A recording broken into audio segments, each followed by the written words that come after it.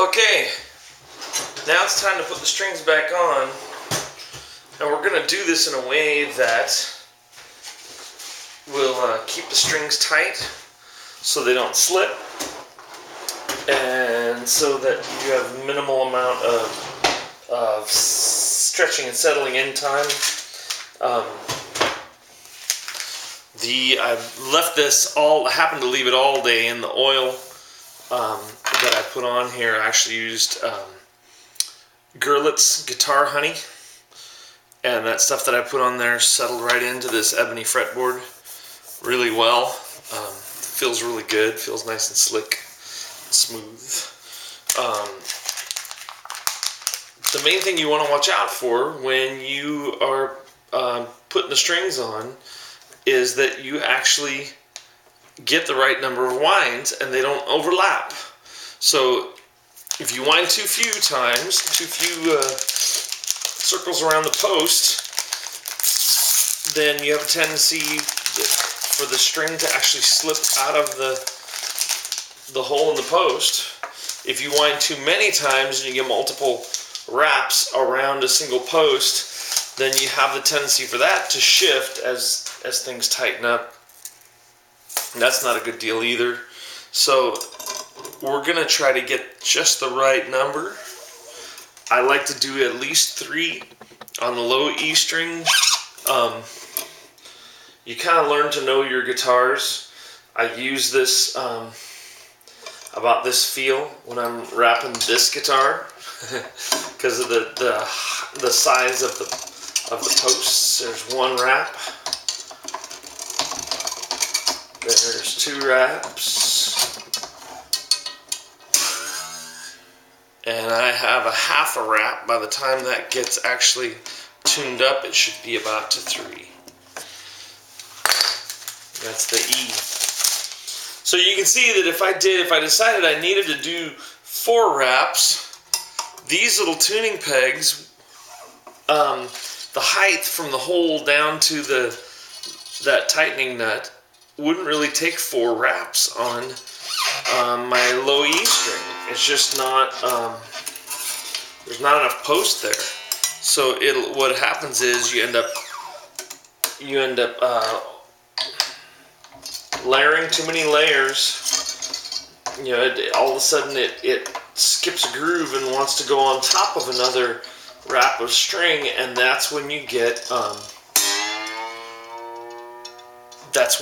that settling that keeps on settling, keeps happening more and more as you tune up and play. It doesn't just stretch out and stop, it keeps settling, and you don't want that, because then you bend a note and then all of a sudden you go to play that note again and it's out of tune. You put a little more pressure on it, it moves those windings down in between other windings, and now all of a sudden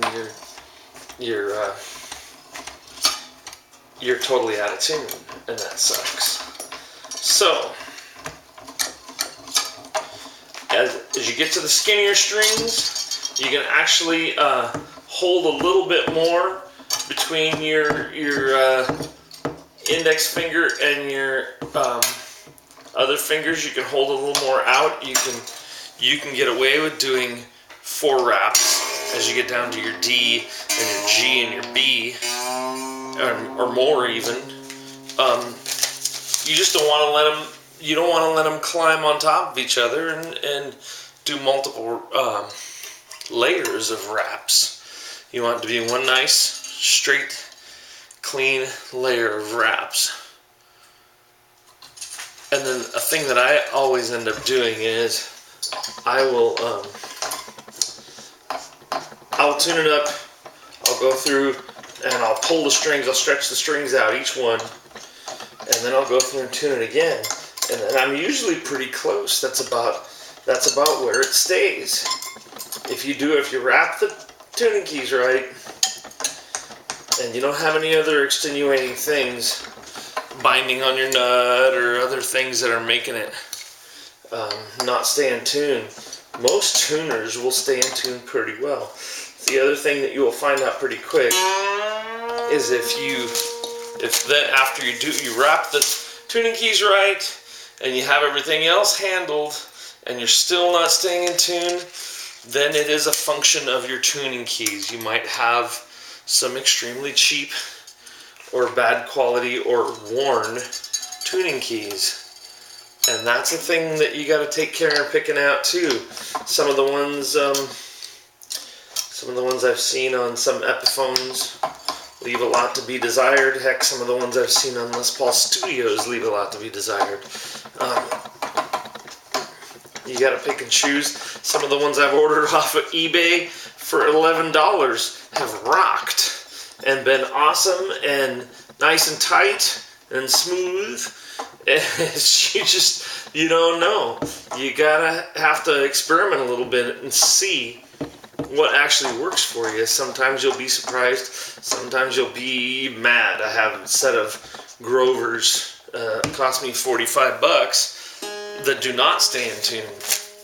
And I've replaced them with made in China craziness that actually are 3 on a strip tuners that actually stay in tune really well. So you never know. I will not sit here and endorse any one particular brand of, Kluson Deluxe or Grovers or Ping or whatever, because I've found that in a lot of them it's hit and miss. Sometimes I get a set that's great, sometimes I get a set that is not so much. And that's an unfortunate thing in this industry. As far as tuners go, I don't know why the disparity in quality, but it's been my experience that it's there. And that's too bad. Otherwise, I would love to recommend to you a brand that I know is consistent all the time. I haven't found it yet. And everybody, you'll just put that question out there on a message, you'll get all kinds of opinions, and people go, oh, these are the best. No, these are the best. You kind of have to find out for yourself. So, I bring it up to tuning. I go through and I stretch these strings out, each one. Come up the line a little more and pull it. And basically, I'm just making sure that these windings around my tuning key posts are set in there. They're not doubled up on anything. They're not bunching up. That makes it all nice and solid and firm. And then that should do it. So I hope that helped. I hope that everybody make sure if you do tune in, if you do become a subscriber on my YouTube channel, please refer me to friends, share on Facebook, anything that you like. Thank you.